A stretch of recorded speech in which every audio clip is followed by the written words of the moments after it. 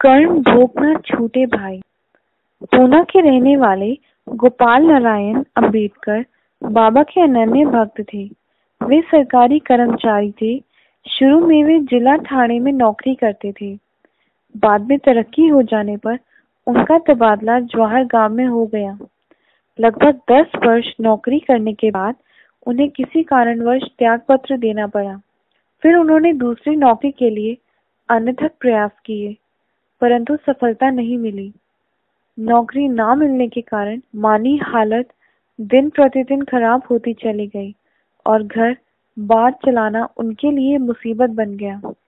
ऐसी स्थिति 7 वर्ष तक चली, परंतु ऐसी स्थिति होने के बावजूद भी प्रत्येक वर्ष वह शिरडी जाते और बाबा को अपनी फरियाद सुनाकर वापस आ जाते। आगे चलकर उनकी हालत इतनी बदतर हो गई थी कि अब उनके सामने आत्महत्या करने के अलावा और कोई रास्ता नहीं बचा था।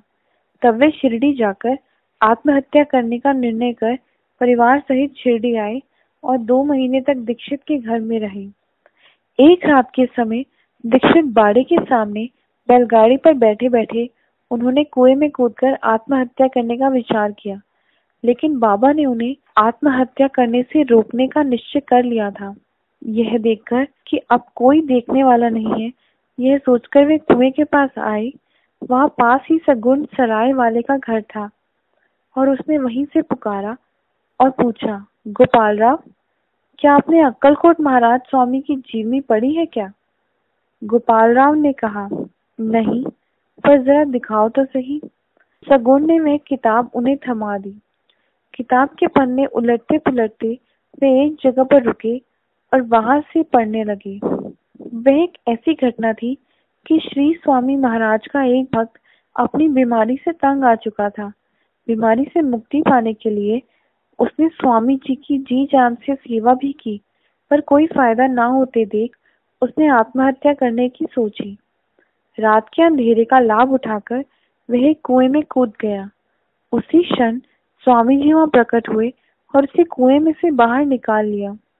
फिर उसे समझाते हुए बोले, ऐसा करने से क्या होने वाला है? तुम्हें अपने पूर्व जन्म के शुभ अशुभ कर्मों का फल अवश्य भोगना चाहिए। यदि इन भोगों को नहीं भोगोगे तो फिर से किसी निकृष्ट योनि में जन्म लेना पड़ेगा और कर्म भोग तुम्हें ही भोगने पड़ेंगे।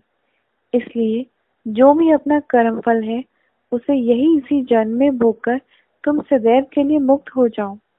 इन वचनों को सुनकर भक्त को अपनी गलती का एहसास हो गया। फिर उसने विचार किया कि जब स्वामी जी जैसे मेरे रखवाले हों तो मैं कर्म फल से क्यों डरूं। ये कहानी पढ़कर गोपाल राव के विचार भी बदल गए और उसने आत्महत्या करने का विचार त्याग दिया। उसे इस बात का अनुभव हो गया कि साईं बाबा ने मुझे सगुण द्वारा आज बचाया है। यदि सगुण ना बुलाता तो आज मैं गलत रास्ते पर चल दिया होता और मेरा परिवार अनाथ हो जाता। फिर उसने मन ही मन बाबा की चरण वंदना की और लौट गया। बाबा के आशीर्वाद से उसका भाग्य चमक गया। आगे चलकर उसे बाबा की कृपा से ज्योतिष विद्या की प्राप्ति हुई और इस विद्या के बल पर उसने धनोपार्जन कर अपना कर्ज उतार दिया और शेष जीवन सुख शांति से बिताया।